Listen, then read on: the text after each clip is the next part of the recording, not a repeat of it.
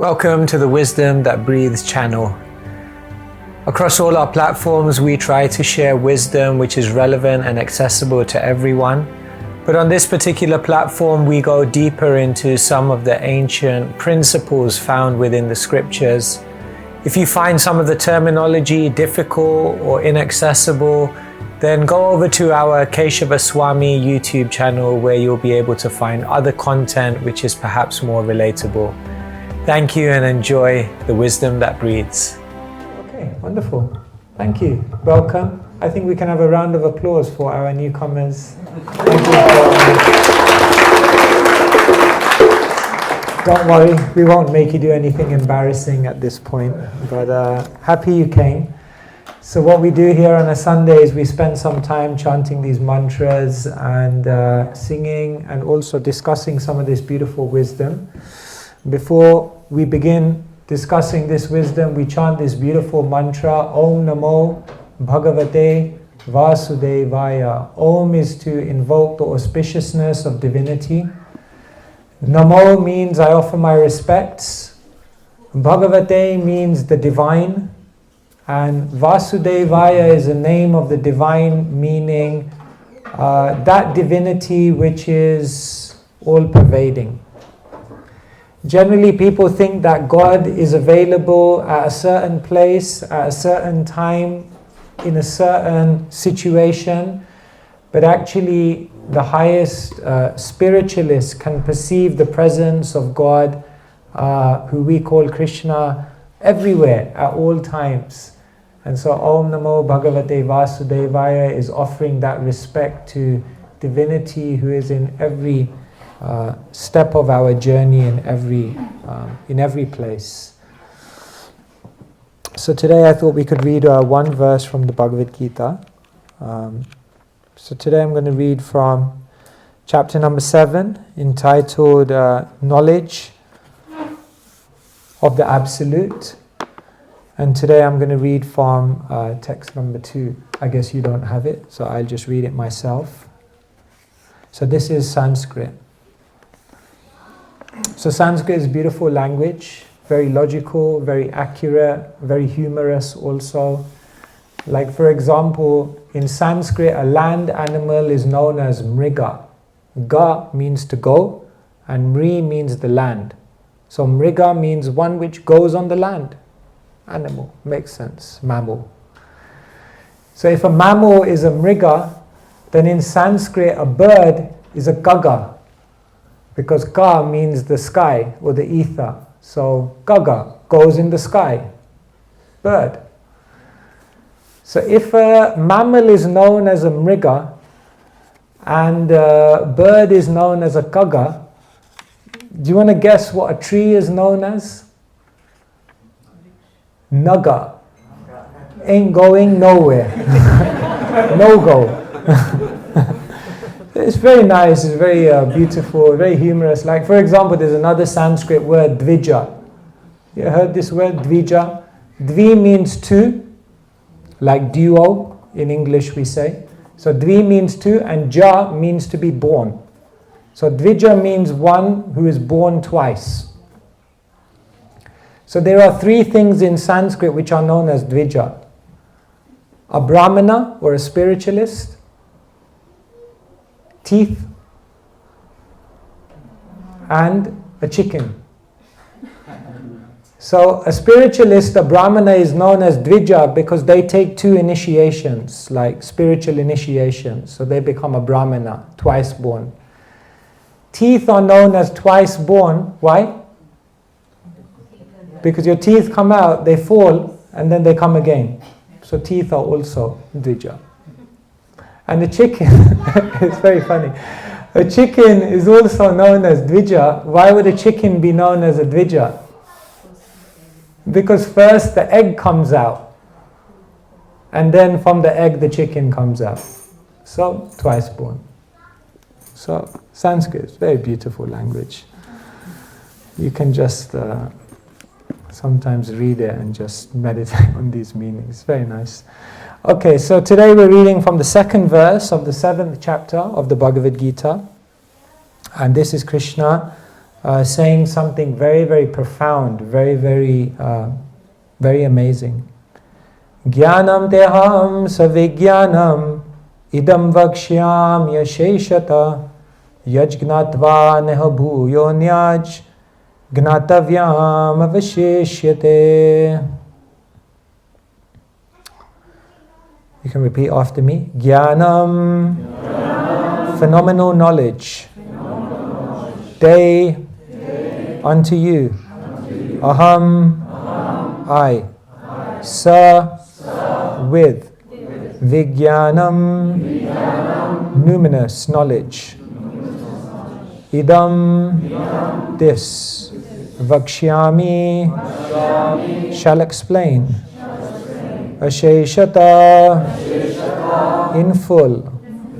Yat, which. Gnatva, knowing. Na, not. Iha, in this world. Bhuyaha, further. Anyat, anything more. Gnatavyam, knowable. Avashishyate, remains. Translation and purport by His Divine Grace, Srila A.C. Bhaktivedanta Swami, Srila Prabhupada Ki. So Krishna says, I shall now declare unto you in full this knowledge, both phenomenal and numinous. This being known, nothing further shall remain for you to know. Purport. Complete knowledge includes knowledge of the phenomenal world, the spirit behind it, and the source of both of them. This is transcendental knowledge. The Lord wants to explain the above-mentioned system of knowledge because Arjuna is Krishna's confidential devotee and friend. In the beginning of the 4th chapter, this explanation was given by the Lord, and it is again confirmed here. Complete knowledge can be achieved only by the devotee of the Lord in disciplic succession directly from the Lord. Therefore, one should be intelligent enough to know the source of all knowledge, who is the cause of all causes and the only object for meditation in all types of yoga practice. When the cause of all causes becomes known, then everything knowable becomes known, and nothing remains unknown. The Vedas, Mundaka Upanishad 1.3 say, Kasmin bhagavo vigyate sarvam idam vigyatam bhavati. Srila Prabhupada Ki. In this verse, Krishna is saying that if you read the Bhagavad Gita, you'll gain all knowledge, phenomenal and numinous. Phenomenal knowledge means knowledge of this world, what we perceive immediately around us. And numinous means knowledge of that which is of a higher nature, which is beyond this world. So in other words, Krishna is saying the Bhagavad Gita doesn't just contain knowledge of the afterlife, the other world, the eternal reality, but it also teaches you about this reality, this world. This is very, very significant. In the world, there are people who have different visions of life.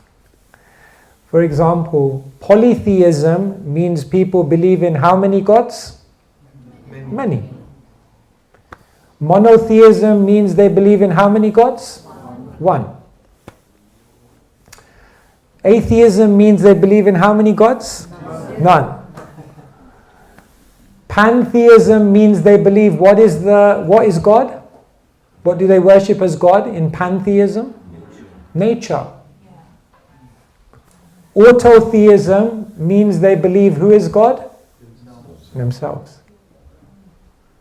These are all. Agnosticism means sitting on the fence.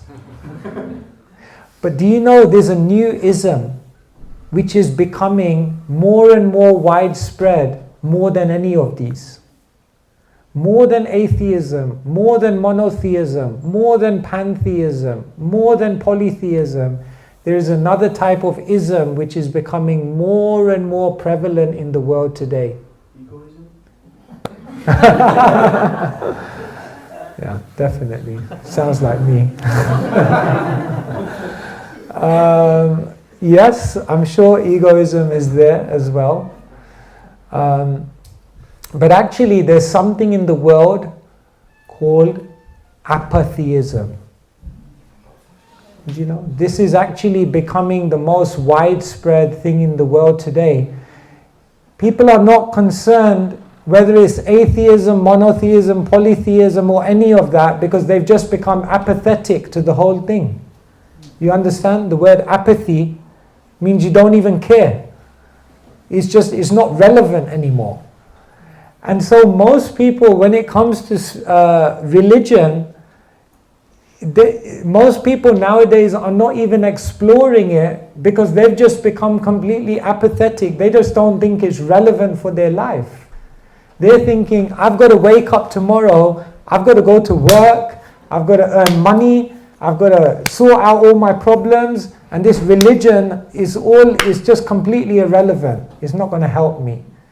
And therefore they say now the biggest thing in the world is what? Apatheism.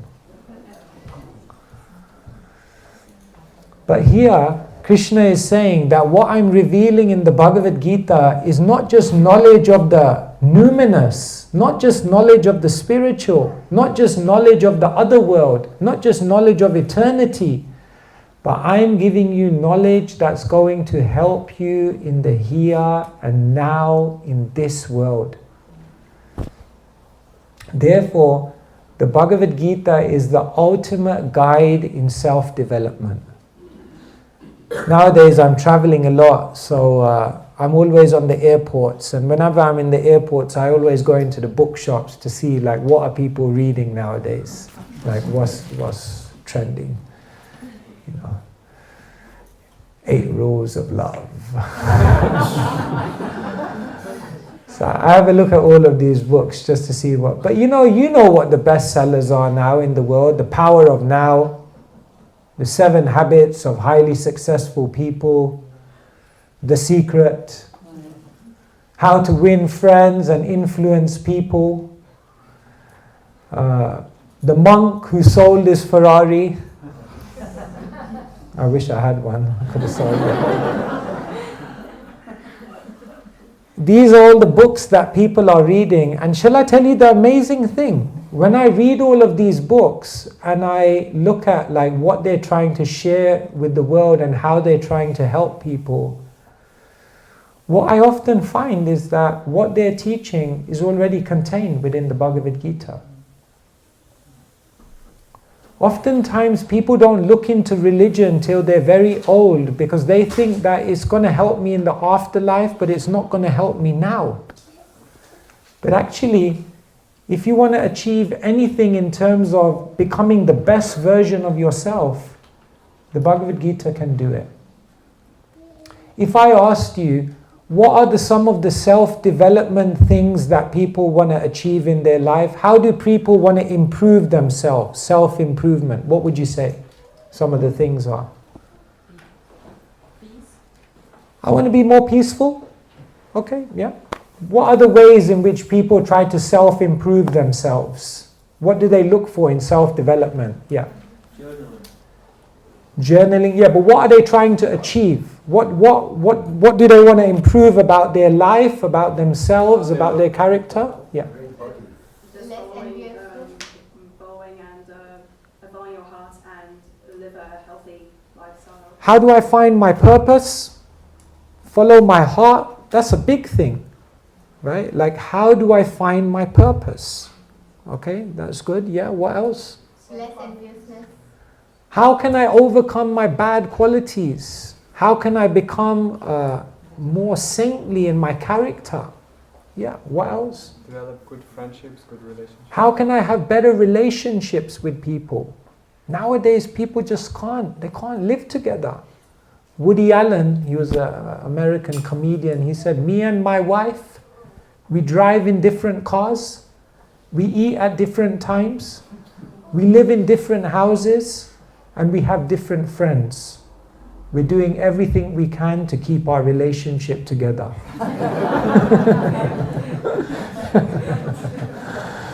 Because as soon as people get together, they just argue. They don't know. It's the age of quarrel and hypocrisy. So much argument, so much fighting. People can't live together. So they want to know, how can I improve my relationships? What else do people want? Money, thank you. One truthful person in the room. Yes, how can I earn more money? How can I be more prosperous? How can I have everything I dream of in terms of possessions? What else? How would you like to improve yourself? More skilled. More? More skilled. Skilled in what? Musical instruments. Okay, well, you definitely come to the right place, the Hare Krishna movement. Self-confidence. Confidence. How can I have more confidence? That's a big one, isn't it? Because imagine in life you can have all the opportunities, all the facilities, all the... but if you don't have confidence to begin the journey, you can't move forward. And therefore most people suffer from so much insecurity. So if you take each one of these things, now today we've just brainstormed 4 or 5 ideas, but even with these 4 or 5 ideas, the Gita can give you the key. Let's take, for example, your one first. How do I find my purpose? This is one of the biggest things in self-development today. The Gita teaches us that. Because do you know the very first word of the Gita, what it is? Dharma. Dharma kshetre kurukshetre samaveta yuyutsava. And who knows what the very final word of the Gita is?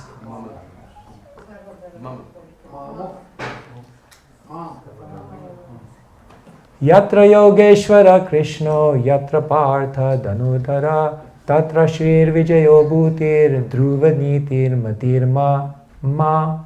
So the very first syllable of the Gita is Dri, and the very final syllable of the Gita is Ma, and when you put them together, it makes the word Dharma.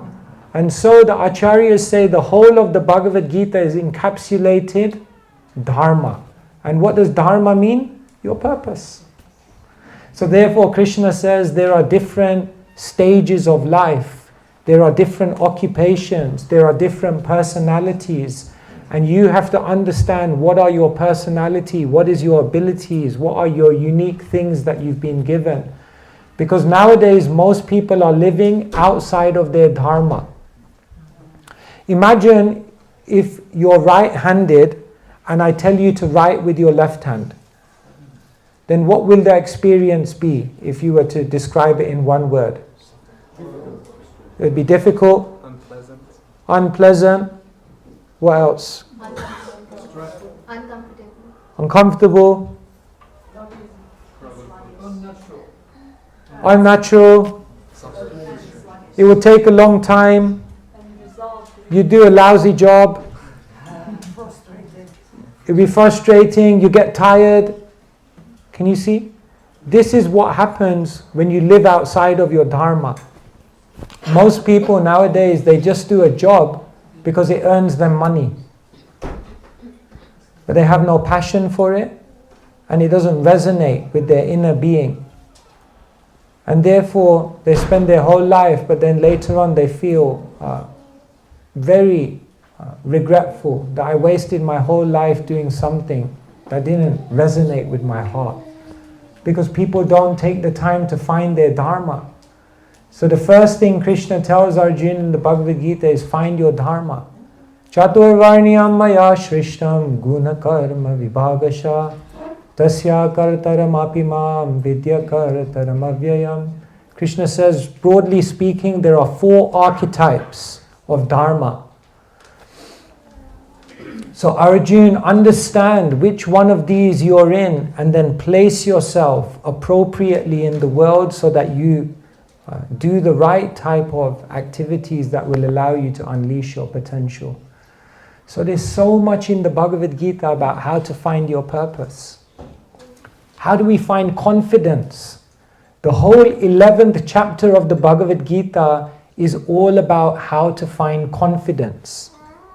Because what does Krishna do?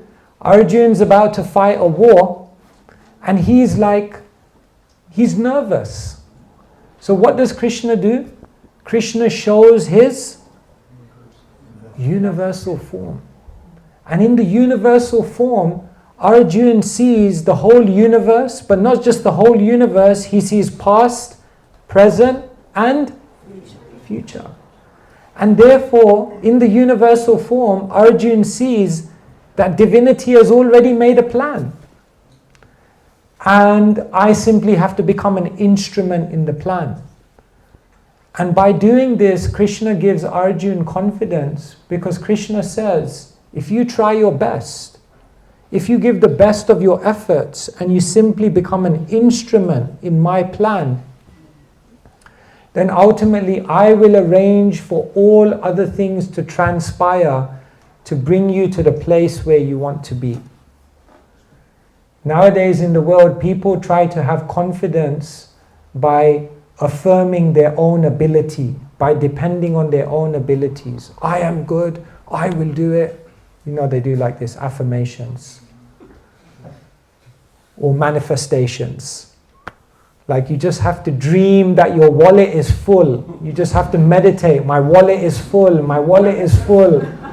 It's overflowing, there's no room anymore in my wallet. And by doing it, then it will happen. Because everyone thinks it's all dependent on my abilities, my consciousness. But actually, instead of being confident in your own abilities, if you become confident on the divine, then you gain confidence in yourself, knowing that you've become an instrument in the hands of the divine. So therefore, the spiritualists, they can do the most confident things in the world with no hesitation. Srila Prabhupada was 70 years old and he stepped on a ship with 40 rupees. He had 2 heart attacks at sea. He arrives in America and he thinks he's going to spread Krishna consciousness all over the world. I mean, where do you get that kind of confidence to do that? It ain't from affirmations, that's for sure. Because he knows Krishna has already predicted it. Therefore, if I become an instrument in the plan of divinity, I must be successful. There's no question of not being successful. And therefore, Srila Prabhupada would come when he was at a New York park in 1965. In the winter of 1965-66, which was one of the coldest winters in recorded New York history, Srila Prabhupada was all alone. He had no money. He had no friends. He was living in the Bowery. It was infested with rats. He said, one time I went into the Bowery and I had to step over a deceased person, a dead person in the foyer. That's the kind of place he was living in. He didn't have any money. And Srila Prabhupada went to a New York park and one person came to him and he's like, what in the world are you doing here in New York? Prabhupada said, I'm here on the order of my spiritual master. He said, there are temples, there are books, there are thousands of devotees, but only time is separating us from them. Just see the confidence, just see the conviction, just see the faith. Where does it come from? Faith in the divine. Therefore, the Bhagavad Gita teaches you the ultimate way to be confident is rely on the Supreme Person. Then you can do you can take outrageous risks for Krishna and you won't feel at all insecure because you'll know Krishna is. Shyamasundar Prabhu, who was one of the early devotees, he said, Prabhupada told us, if you take a risk for Krishna, then Krishna has to back you up. And he said, we tested that to the max. He tells this story of once they had rented the temple in London. They didn't even know where they were going to get the next month's rent from. So on one particular occasion, they were just about to be evicted. And just a few days before, they went walking down into the street. And he said, we went walking down into the street in the early morning. There was not a person to be seen. But the amazing thing was that there were just notes of money flying through the air. They were like looking around, like, where is this coming from? There's just money. So they just grabbed it, whatever they could grab. And they paid the rent. And he said it came to the point where we expected these things to happen. It wasn't a miracle, and we expected it. Because we knew, Prabhupada told us, if you take a risk for Krishna, Krishna has to back you up. Just see the confidence. Srila Prabhupada was on a train in India, and like he was with his foreign disciples. So they just stopped, like the Indian trains, they stop at certain stations and then, Jai, Jai, Jai, you know better than me. So they're going through India, and then Prabhupada stops at one station, and he looks out, he looks at the name of the station, I don't know, whatever it was, Faridabad or something, some place. And Prabhupada looks to the devotee, he said, do we have a temple here? He was like, no, we don't have a temple. He said, okay, you get off and start one. I mean, can you imagine a foreign person in India? I mean, India is also a difficult place. It's not, Once Tamal Krishna Maharaj, he said to Srila Prabhupada, I'll go anywhere to preach. I'll go to the hell, I'll go to the heavens, but I'm not going to India. So Prabhupada said, why? What's the problem with India? He said, Indian people are too tricky. Prabhupada said, but I'm an Indian. He said, no, not you, Prabhupada, the rest of them. Prabhupada said, no, I am also tricky. I tricked you into becoming Krishna conscious. So it's not an easy place, India, but he had the confidence. My spiritual master has told me, therefore it's coming from Krishna, it will work. And it did work. And devotees did amazing things. 6 devotees came to London, they started a whole movement. Where do you get this kind of confidence? Because if I work under Krishna's plan, it will always work out. Therefore, let go and let God. Get out of the way and let God do it. So all these elements of self-development that people want, the deepest type of self-development comes from spiritual development. Like people want to know, how can I have better relationships? So Krishna teaches, in the 12th chapter of the Bhagavad Gita, Krishna teaches all these beautiful qualities, and he says, if you do all of these things, you become very dear to me. Do you want to read those qualities? Should I read some of them?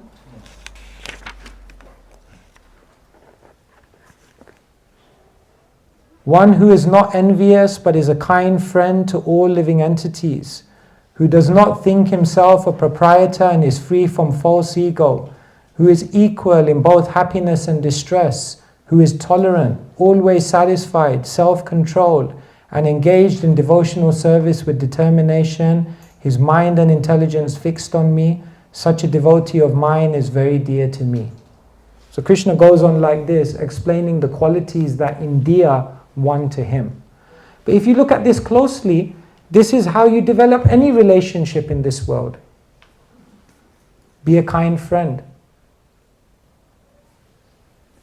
Don't just see what you can do to get things from people. Try to see how you can serve them to be the best so that they can become the best that they can be. Be tolerant, Krishna says. It requires tolerance, patience. Nowadays people don't have any tolerance or patience. They say love at first sight, divorce at first fight. So people can't stay together because there's no tolerance, there's no sense of patience of how to work through problems. Krishna says one who is self-controlled, always satisfied.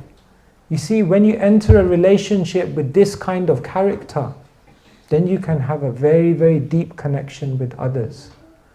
But most importantly, you know how the Bhagavad Gita empowers you to have the best relationships?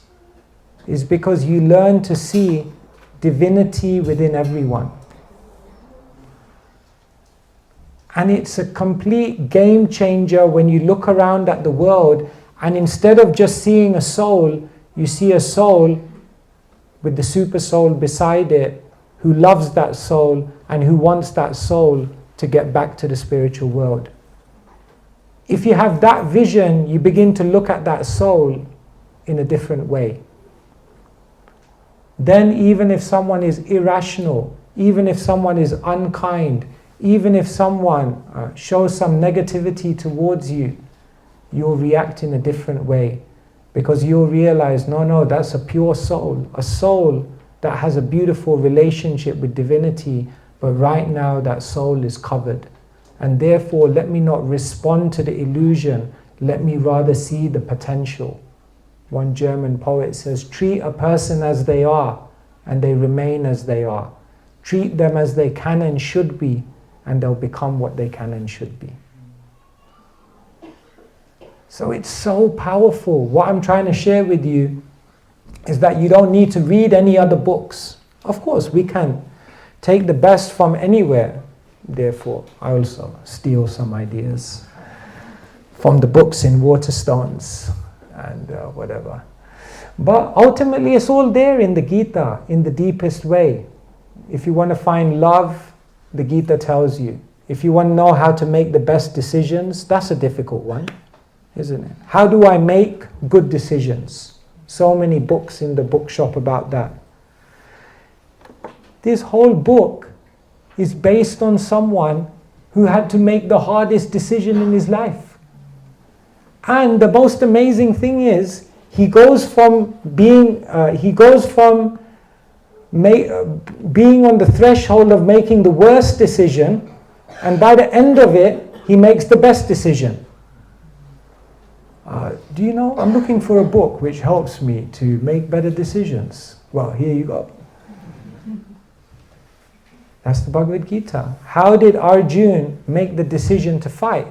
How did Arjuna make the decision in such a bewildering situation? If you study it, then it can help you make you any decision in your life.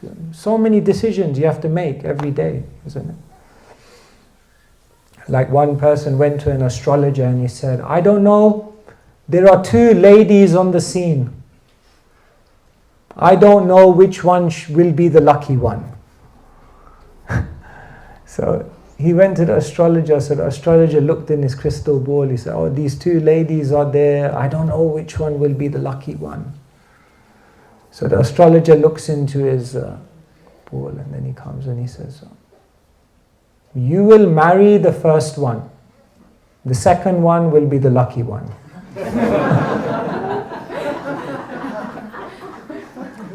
So all these decisions, who will I get married to, where will I live, should I go to another country, what subject should I study, we get bewildered about making decisions. I can't make decisions, procrastinating. But the Gita teaches you how to make the best decisions.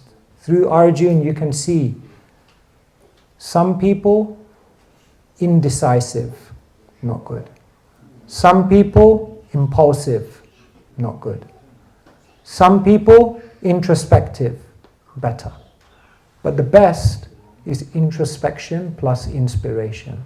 When you make decisions combining introspection and inspiration, you make the best decisions. But factually what happens in our life is we become imprisoned by our own bad decisions. Sometimes I tell people, we are the prison keeper, we are the prison maker, and we are also the prisoner. We make the prison by our decisions. We live in the prison by our stubbornness. And by our free will, we can also get out of that prison. In that sense, we're the jail keeper. But we make because we make decisions, and then we have to live with those. They say bad decisions are easy to make and hard to live with. But good decisions, hard to make, but easy to live with. So how do you make good decisions? Well, read the Bhagavad Gita. So like this, Krishna says, Jnanam teham savijnanam. I'm teaching you jnanam, knowledge of how to live in this world, knowledge of navigating this environment, and I'm also teaching you vijnanam, numinous, how to go beyond. And therefore, if someone is wise, one will spend time learning the Bhagavad Gita. It's such a treasure house of knowledge. So much. So let's take advantage, discuss it, understand it deeply, and see how through the pages Krishna empowers you with the ultimate self-development. Because there's no self-development without spiritual development. Self-development and spiritual development go hand in hand. And if you try to develop yourself, but you don't develop your spirituality, then that self-development will only be limited and temporary. But when you develop yourself by awakening your spiritual essence, then you can become truly the best version of yourself. Hare Krishna. Thank you so much. So these were just some thoughts because we gave the topic, the Gita, the ultimate self-development. I don't know how we're doing for time. Do we end here or do we have some questions? Okay, sure. If anyone would like to ask any questions, or if you have anything I've said. So the mic. Yeah. Perhaps you have some question on something I've said. Or oh, thank you. Thank you.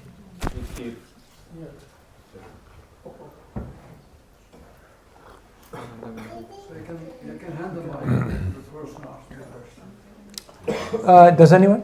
Okay. It's recorded so that we can. Just put your hand up if you'd like to ask a question. Okay. Yeah.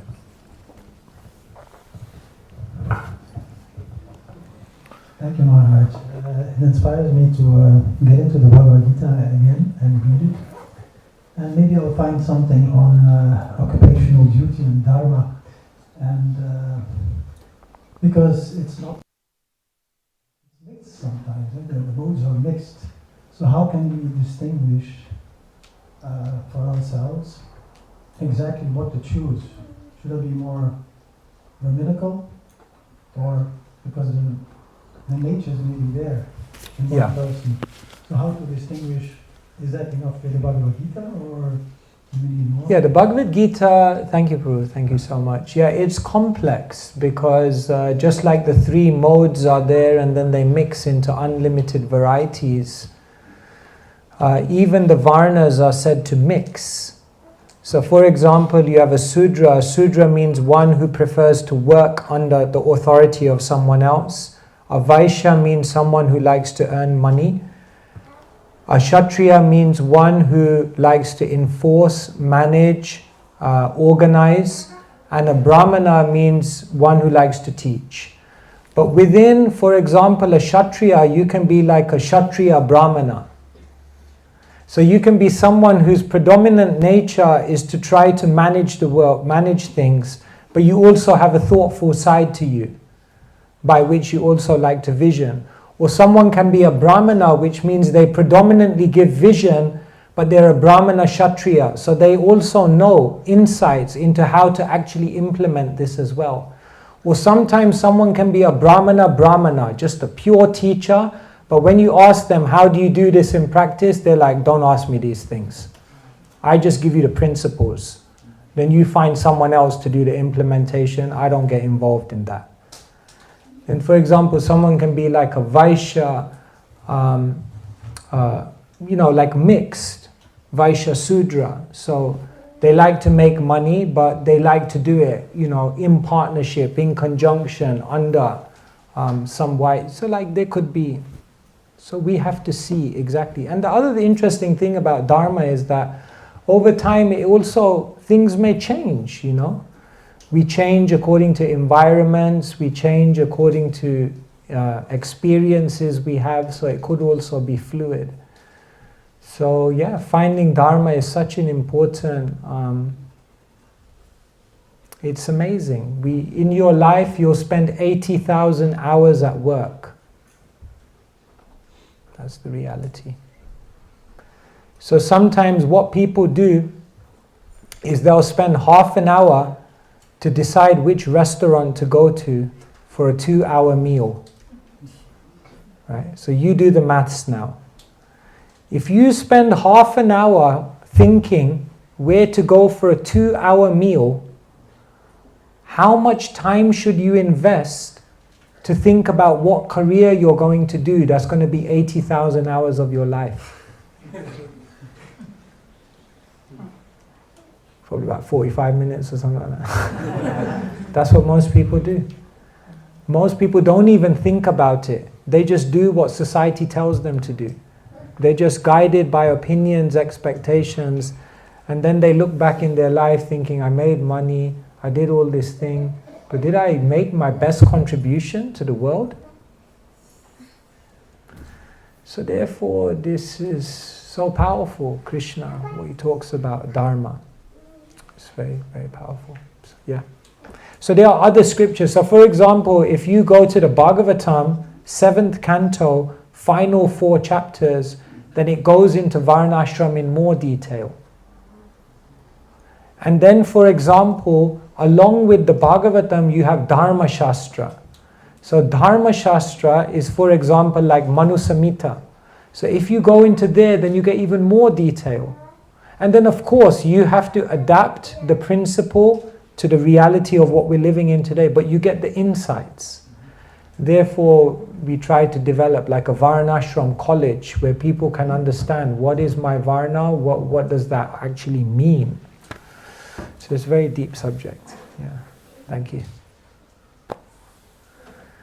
Someone else wanted to ask? Okay. Yeah.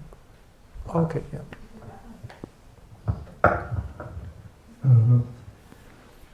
Very new to Krishna consciousness. We retrospect a lot when we learn these things. One question is there a need to suppress our material desires, a big house, a big car, increase in the salary, or does it come naturally when we uplift our consciousness? Do we need to purposely not kill but grade down our material desires? Okay, so what do we do with material desires? So when you have desires, you have to understand which category. Some desires have to be ignored. Some desires have to be dovetailed or redirected. And some desires should be encouraged and increased. So some desires, material desires, are going to be destructive. They're not going to help you to expand your consciousness. They're not going to help you. They're not going to help the people around you. And by pursuing them, we're going to become embroiled in more and more of a network of karma. So for example, things like consuming food in which there's clearly been so much violence and aggression and torture towards animals. We just say those kind of desires to eat such things just need to be ignored. Because those kind of desires, if you get into it, it's just going to degrade your consciousness. But then there are other desires that can be redirected and dovetailed. For example, if someone says, I want to be a really successful entrepreneur. Now we don't say ignore that, but what we say is, okay, become an entrepreneur, do good, do big. But then on the journey there, number one, don't lose your character. And number two, with whatever success you meet with, use that success for the service of the world. So yes, become an entrepreneur and then use that money that you earn to uplift the world. Use your influence to get a spiritual message out there. Use your network of friends to proliferate a greater understanding of harmony. Then what you do is you use that material desire in a way that it becomes service. And then three, there are some desires which just should be encouraged, like, I like chanting, great, do more. I like going to the temple, great, do more. I like prasadam, great, do more. So there are some desires which you just encourage. Do you see? We have to know, but what we do is we encourage the wrong desires and we ignore the good desires. Or we try to dovetail that which needs to be ignored. It's just like we mix it up. So therefore, Bhagavad Gita is about the art of desire management. I just read a book. Well, I just saw a book in the airport. Desire management. So here you go. Desire management. Because it tells you there are different categories of desire. And according to those desires, you're going to create a future for yourself. But nowadays, people don't know how to distinguish. As soon as something comes in their mind, they think that they have to do something with it. No, you don't. Is that okay? Thank you. Yes?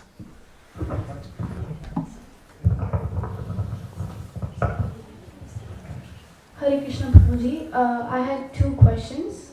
The first one that was, will be double the price.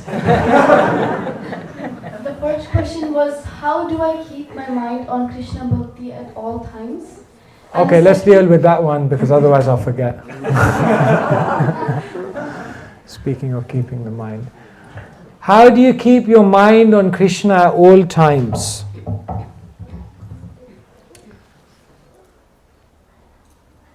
You see,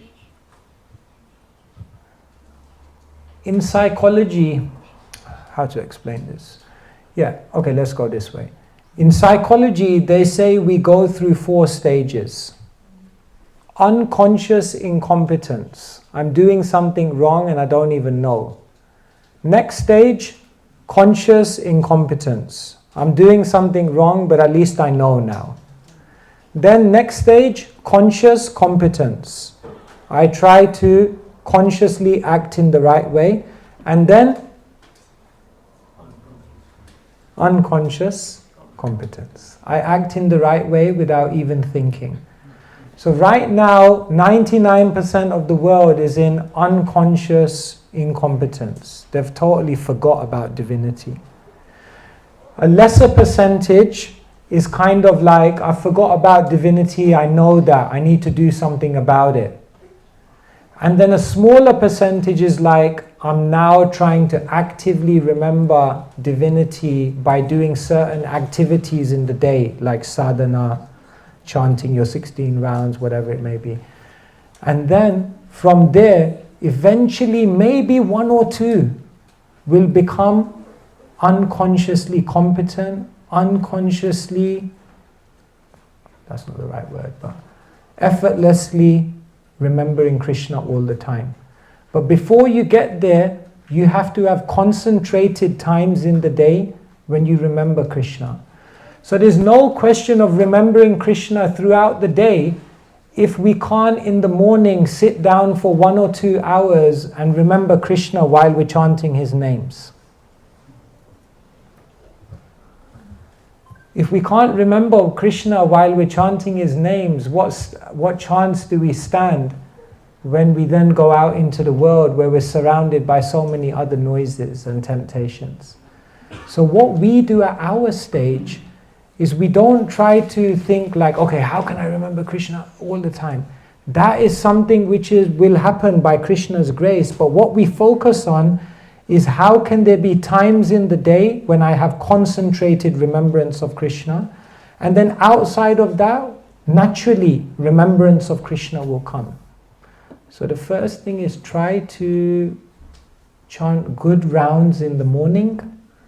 When you're reading about Krishna, don't divert your attention anywhere else. Just try to stay there. And like this, as you increase quality remembrance in the concentrated times, then that quality remembrance spills over, and then you'll remember Krishna even when you're in situations where Krishna seems to be far away. Even then Krishna will come to your mind. Does that make sense? Yes. And the second one was, what is the best way to contribute to Krishna's plans? What's the best way to contribute to Krishna's plans? Wow, that's a very sincere question. I don't know if I have the sincerity to answer that. Krishna reveals the way we can contribute to his plans through his representative. And therefore, in your life you have to have gurus. First you'll have Shiksha gurus. Here you are coming to Antwerp temple, so in this community you will find very amazing devotees. And if you learn from them, if you develop a relationship with them, then through them and their guidance, Krishna will reveal to you what his plans for you are. And then eventually at some point in your life you'll meet a more prominent spiritual teacher, and maybe you'll take an initiation, and then Krishna's plans will come through them. So therefore, if you want to know the will of God, you have to follow the word of the devotee. The will of God is revealed through the word of the devotee. Therefore, Srila Prabhupada, he understood the way that he could contribute to Krishna's plans, because in 1922, when he met his spiritual master, the very first thing his spiritual master told him, you're young, you're intelligent, why don't you spread Krishna consciousness all over the world? And therefore Srila Prabhupada understood, this is how I can contribute to Krishna's plan, because he heard the word of God which revealed the will, the word of the devotee which revealed the will of God. So we pray, may you have many devotees in your life who guide you and inspire you to do amazing things. You're also young, you're also intelligent. Maybe you should also spread Krishna consciousness. Hare Krishna. Is that okay? Anyone else?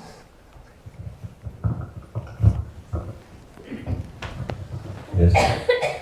Some people, you talked about affirmations. Some people like to work with affirmations. Are there some affirmations we could get from the Gita, or? Yeah, I kind of said it in a off way. No, I mean, affirmations are also, it helps us. It may, in Sanskrit, I guess the closest thing to affirmations in Sanskrit would be sankalpa. In the Vedic tradition, we have a concept of a sankalpa, which is a determination. I guess that's something like an affirmation, that we repeat something in a bid to fix our consciousness in that. So, in one sense, mantras are also affirmations. We repeat them again and again, because we're trying to Om Namo Bhagavate Vasudevaya, to imprint that within our consciousness. Divinity is everywhere. I'm never divorced from divinity. You know, so in English they may say, divinity is everywhere. I am part of the divine, and the divine is always with me. I am part of the divine, and the divine is always with me. We just say Om Namo Bhagavate Vasudevaya. I offered my respects to that all-pervading divinity. So, like this, whether it's mantras or verses, sometimes we use verses as affirmations. Rupa Goswami says very beautifully, Yuvatinam yatha yuni yunam cha yuvato yatha manobhi ramate tadvan manome ramatam tvai. He says, just as the minds of young girls are attracted to young boys, and just as the minds of young boys are attracted to young girls, mano bhiramate tadvan, allow my mind to be as naturally attracted towards you. That's a nice affirmation. Imagine our remembrance of the divine would become as natural and as spontaneous and as effortless as that. So these are all beautiful things we can do. So yes, affirmations are good. I was just making the point that people think their affirmation creates the reality. But what we understand is that our affirmations are fixing our consciousness in a certain sankalpa, determination. And in that sense, they are useful. Is that okay? Okay, one more question maybe, then we do our teaching. One more question if anyone has. Master Paul Maharaj, I could not believe myself that you are sitting in front of me and having your Sakshat Darshan. Koti Vandan. Prabhuji, my question is the spirituality and religion same? The term spirituality and religion. Nowadays, when you say the word religion, it carries so many things. Religion causes conflict. Religion is so much about rituals. Religion is, involved in politics. So when we hear the word religion, it carries so many things. Originally, what does the word religion mean? In Latin, ligare. Re means again. Ligare means to connect.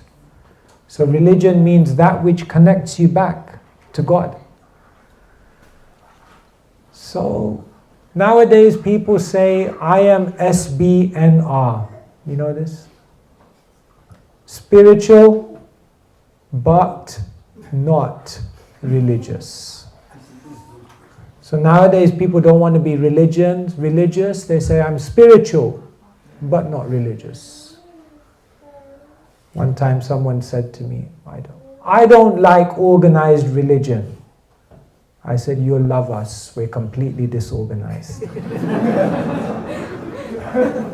But people don't like religion because it carries all this politics, war, conflict, rituals. It's all external. But the essence of religion and the essence of spirituality is the same thing, to connect to God. So if one is actually practicing religion, they connect to God. And if one is actually practicing spirituality, they connect to God. So if you want to call it spirituality, fine. If you want to call it religion, fine. If you want to call it yoga, fine. Whatever you want to call it, the main thing is that we are all eternal servants of Krishna. And the moment you re-establish that relationship of love with Krishna, life becomes beautiful in all ways. So whatever you want to do, whatever you want to call it, we have no problem. Just develop your love for Krishna, and then everything else will be okay. Hare Krishna. Srila Prabhupada ki, Maharaj Bhagavad Gita ki.